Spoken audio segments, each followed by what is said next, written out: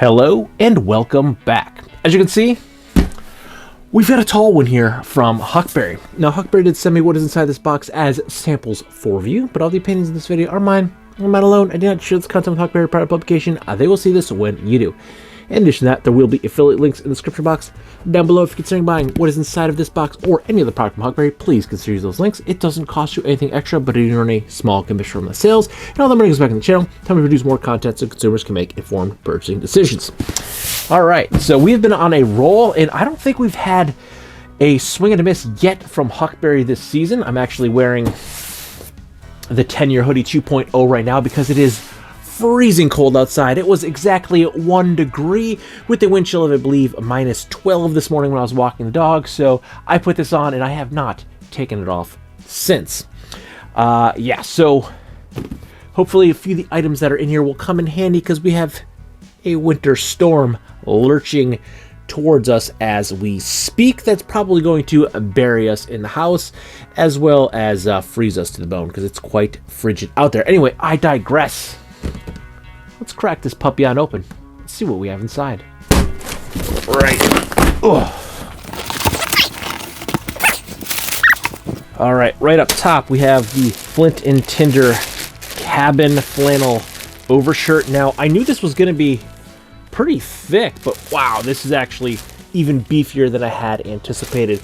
Pretty excited for this one. It's going to work out pretty well probably if I'm outside shoveling tomorrow with it being like 12 degrees and we'll be potentially having 3 feet of snow. Whether or not we get that is yet to be determined. I'm going to guess anywhere from a dusting to 7 or 8 feet. We'll find out. Okay, this is the Flint and Tinder Heritage Wool Snap Jacket. Now, this is something that I think normally you probably would not expect me to wear, but actually I saw this and I thought this just looked awesome, and it was something I really, really want to try. I've actually been searching for a vest that's a very similar style and a very similar plaid. I've not found the vest yet, but I found the jacket, and this looks pretty awesome, so I'm pretty stoked to check this out. Probably won't be wearing this in the snow tomorrow when I'm shoveling, but this will be going on my body this week when I'm going back to work because eventually, yeah, I'm going to have to dig through all that snow and head back into the office. All right, next we have the Relwen Mountain Flannel.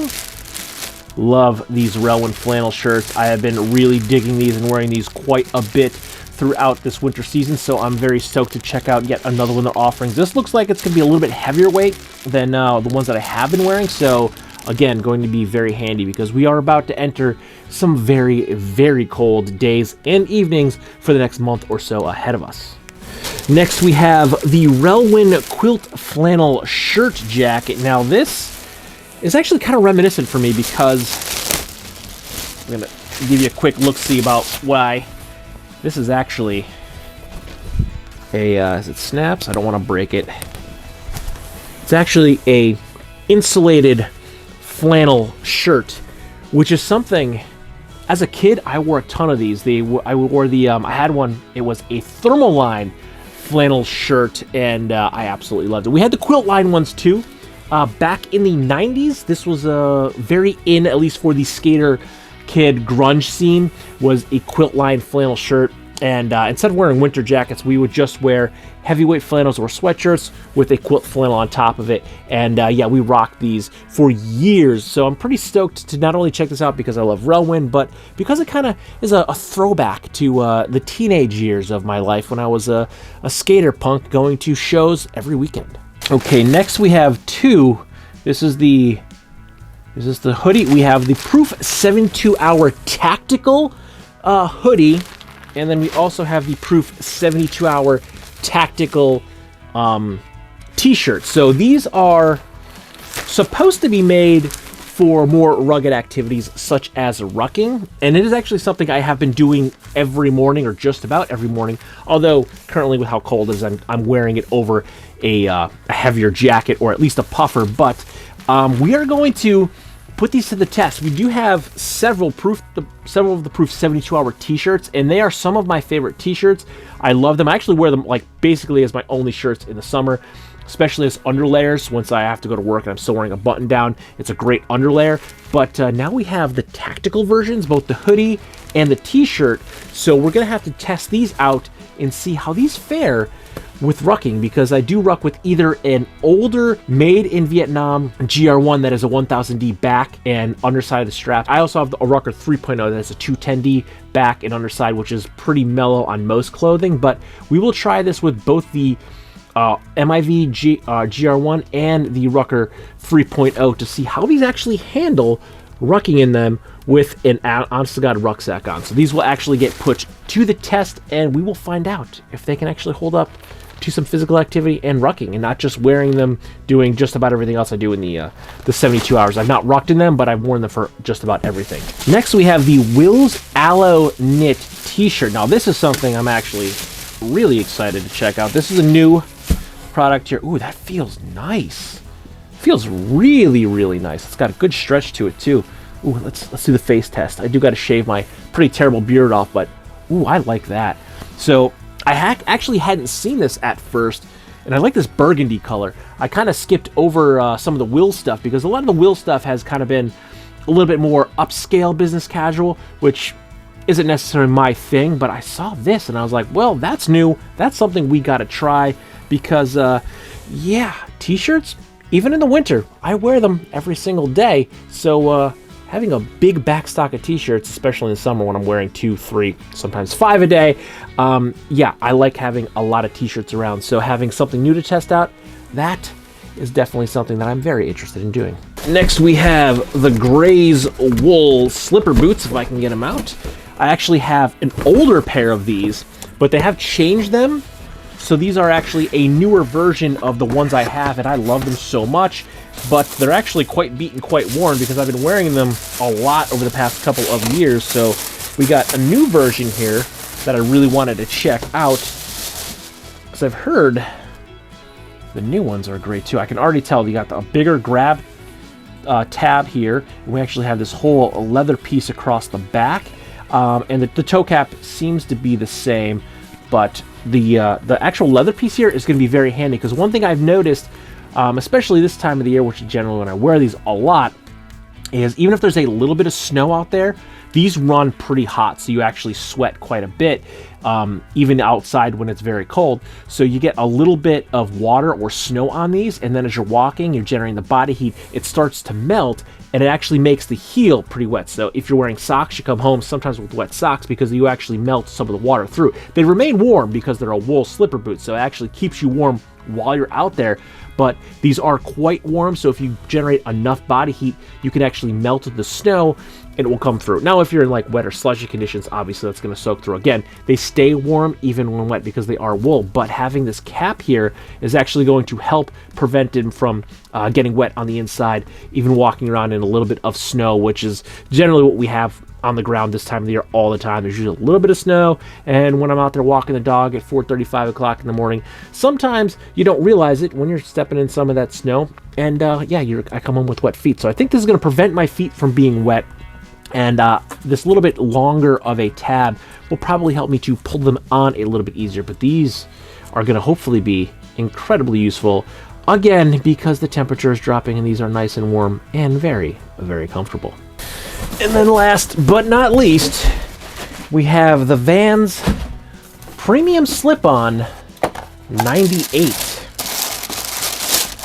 Oh, wow, that is glossy. That is super glossy. Now, if you were a skater at all in your life, a pair of Vans checkerboard slip-ons, they need to be in your wardrobe. And I have not actually had a pair in a couple of years. The last time I bought a pair was when they had the Vans Pro. Now, the Vans Pro I loved for 2 reasons, really. They had a extra toe cap in here, a rubber toe cap, so it made them more durable. They were made for skating, but the Pros actually had a much better, much more comfortable insole. They don't make the Pros anymore, but they're making this 98, which has the same, it's a floppy toe, which is actually better for the summer because they breathe much better than the toe cap. The reason I personally like them, I never skated checkerboard slip-ons. I mean, I have skated them, but they weren't a primary skate shoe for me.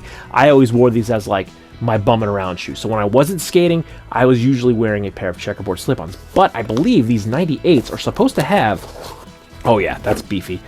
These have a much thicker insole than the regular checkerboard slip-ons. And they're offering them a couple of colors, but you can't get a pair of checkerboard slip-ons and not get the classic checkerboard slip-ons. I mean, it's a no-brainer. So I had to try them when I saw them in there. Now, these are supposed to be modeled after the 90s. That's why it's called the 98. I guess it's this higher gloss, vulcanized, the wrap that goes around the Volk sole here. I don't remember if they were super glossy in the 90s, but I did notice as soon as I opened the box that this is certainly more glossy than they are today. But the insole, whoo-wee, that is a nice thick insole. That is going to be incredibly comfortable. Now, I will say also the pros had an extra like gel at the heel and in the toe for impact resistance, which were great. Again, very comfortable insole, but these are pretty nice. These feel like they're going to be very beefy and very comfortable. So when I saw these, obviously I had to try a pair. Not necessarily going to be wearing them this week, but as soon as we get a couple of those nicer days, I will be installing these and checking these out, because there's nothing like a classic pair of Vans checkerboard slip-ons. Now, for point of reference, I am 5'9" right now, about 185 pounds, and I am wearing all of these tops in a size large. And we're going to start with the Flint and Tinder cabin flannel overshirt. This comes in at $178 USD. This is available in 8 different colorways, seen here in the forest and maple plaid. The shirt is made from 60% cotton and 40% polyester. It features Corzo nut buttons, and it is made in China. Now, as I had originally said when I first unboxed the shirt, it does feel even heavier than I had anticipated. I could say it certainly is soft and comfortable to the skin.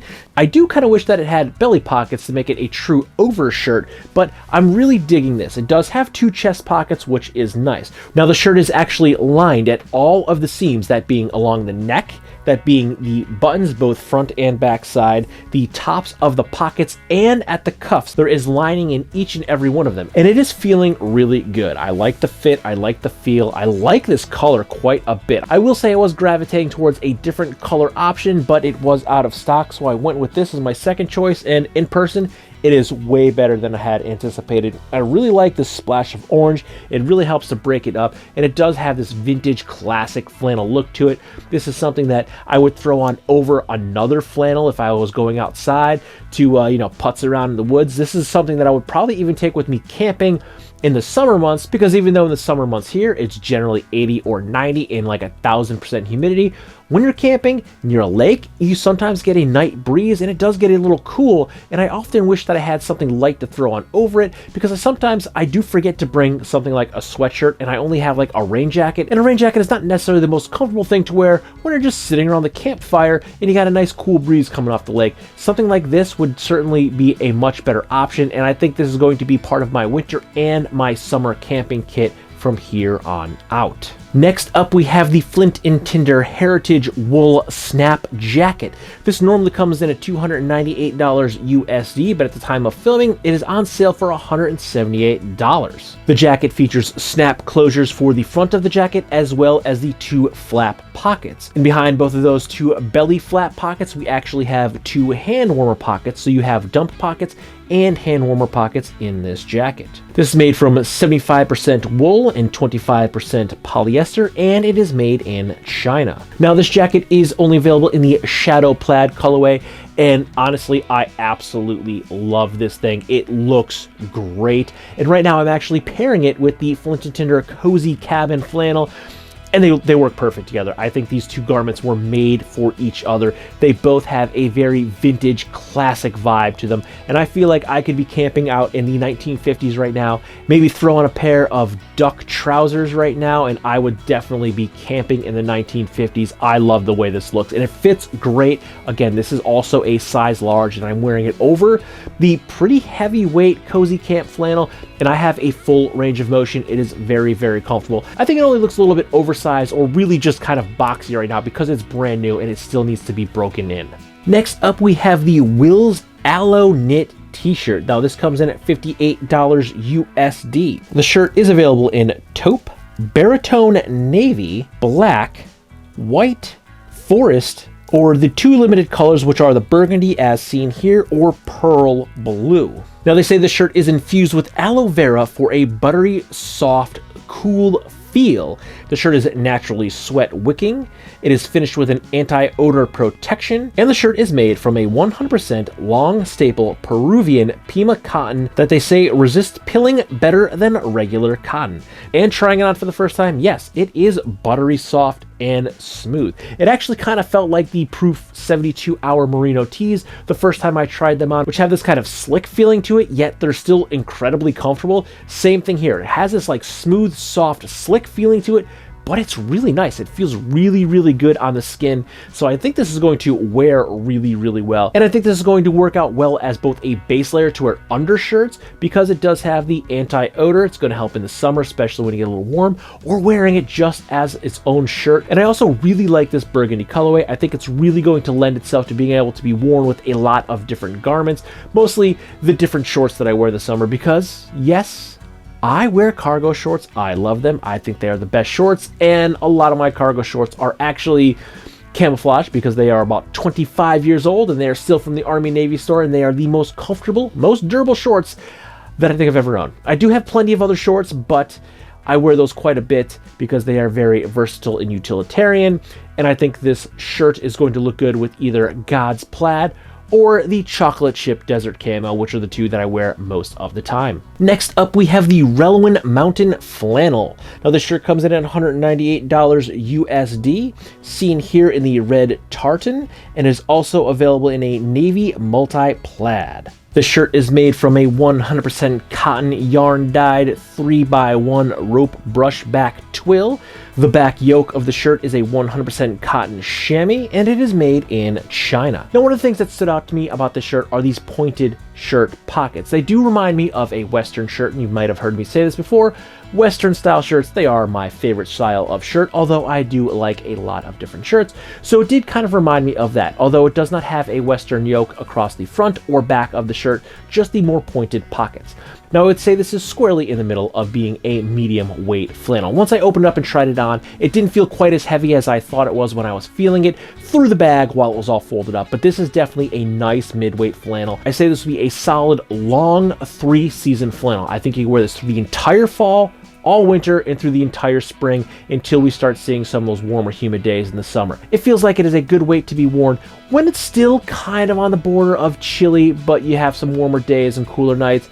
Through those winter nights when, you know, you can throw this on and then throw a vest on over it for that little extra warmth, or maybe layer underneath a Relwen quilt flannel shirt jacket as well. And then once again comes springtime, wear this from the early spring into the late spring when you're still having those cooler mornings and evenings, but it's going to be a little bit warmer in the daytime. You can still get away with wearing something like this, maybe pop the cuffs and roll up the sleeves if you do get a little warm, but I do think that this could be a long 3-season shirt. And I do really like this red tartan color. It looks great. There is enough length in this shirt that I can easily tuck this in. Personally, I'm not much of a tucker, so I would mostly just wear it like this out, but there is enough length that you can still tuck this shirt in and wear it comfortably without feeling like every time you move, you're going to be pulling one side or the other of the shirt untucked. And once again, in case you did forget, I am wearing this in a size large, and I feel like it is fitting me really, really nicely. I have a full range of motion. It is very comfortable, it's very soft, and I've had several Relwen flannels over this winter season,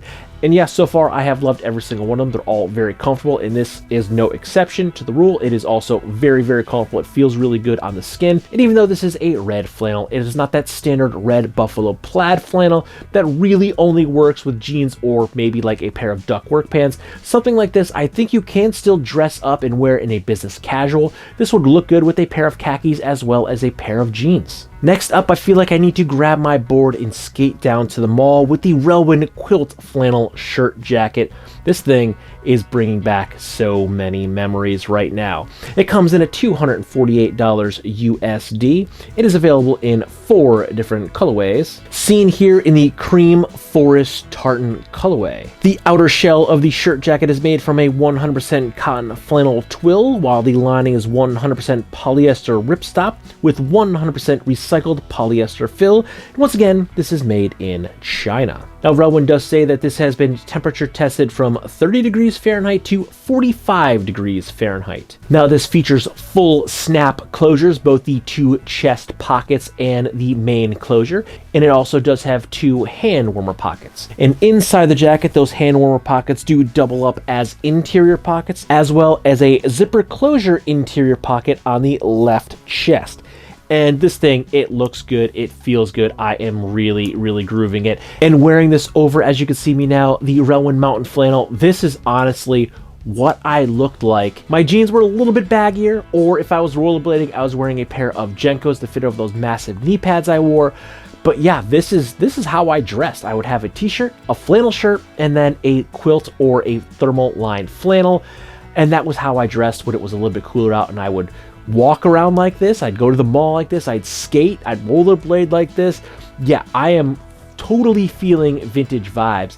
I like that it has hand warmer pockets. I do wish they were a little bit more on the front of the jacket. I do appreciate them being on the seams. It's good for 2 reasons. They blend in to the jacket, so if you didn't know there were pockets there, you wouldn't know there's a pocket there. And with the pockets being on the seams like that, they do tend to stay closed better, so you're less likely for stuff to fall out of them.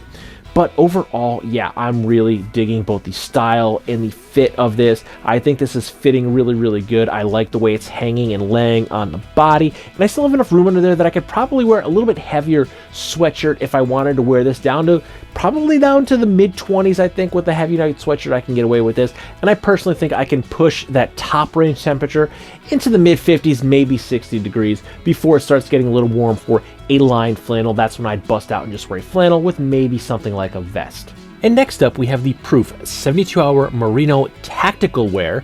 The t-shirt comes in at $78 USD, and the hoodie comes in at $138 USD. Both of these shirts are made up of 95% merino wool and 5% spectra. And for comparison, the normal Proof 72-Hour Merino wool tees are made of 87% merino wool and 13% nylon. Now, this 5% spectra material is what is going to give these tactical versions their durability, because Huckberry is telling me that the spectra fibers are 15 times stronger than steel, so you will see no more tears or holes in your workout gear. And I would say overall the fit is the same as the original 72-hour tees, although cosmetically they do look slightly different, and I do think that the original 72-hour merino does have a slightly slicker feel to it than the tactical versions, but I think, you know, once you get these on the body and wear them, you won't notice a difference. Another thing that I'm noticing is the construction of the hood. The tactical version actually has an extra panel below the 3 panels of the hood, and it also appears to be stitched differently, where the original version looks like it's a flat stitch, where the tactical version is more of a bar tack stitch. I'm going to go ahead and wager a guess that the reason of the extra panel was to put the 3 pieces of the hooded panel up a little bit higher on the neck, just in case you are getting of that rub from the rucksack. It's going to create less of a high point, because those seams would be high points where the backpack could potentially rub and create a failure point, as well as them making the stitching a little bit more durable, because again, this is the tactical version meant for rucking, so it is going to be taking some more wear and tear than your standard hoodie. But overall, the fit and feel does feel the same as the original 72 hours, which is one of my favorite t-shirts. They do feel slightly different to the touch, and there's a little bit different construction as well as the materials in them, but overall they do fit and feel the same as the originals. Now let's have a handshake from an old friend with the Vans checkerboard slip-ons. And this is something that is very familiar to me.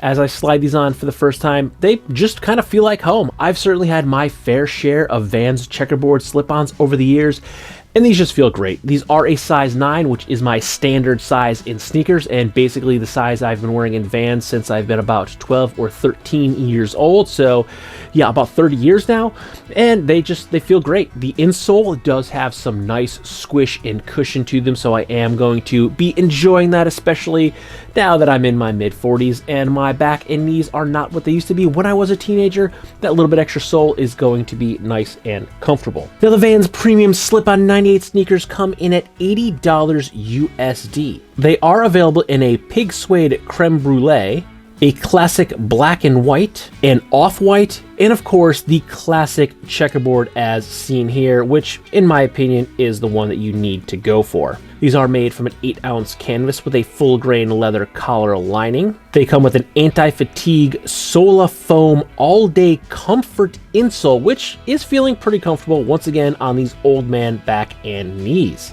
The 98s do feature a glossy sidewall that they say is archival branding to honor the original 90s era Vans. And once again, I don't remember offhand if they were glossy in the 90s, but after a day or two wearing, if you don't want them to be glossy, I'm sure they're going to get scuffed up just enough that they will dull up and you're not going to have a glossy look. But wearing them, looking down, you can't tell that you have a glossy outsole. They look just fine, just like classic checkerboard slip-ons. And once again, this is just a feeling that I have known for like the past 30 years. The size 9 fits me just great. The insoles feel really, really comfortable. So overall, I already can tell you that these are going to be a win. I just can't wait for all of the snow that is about to drop to melt so I can get some miles in these things.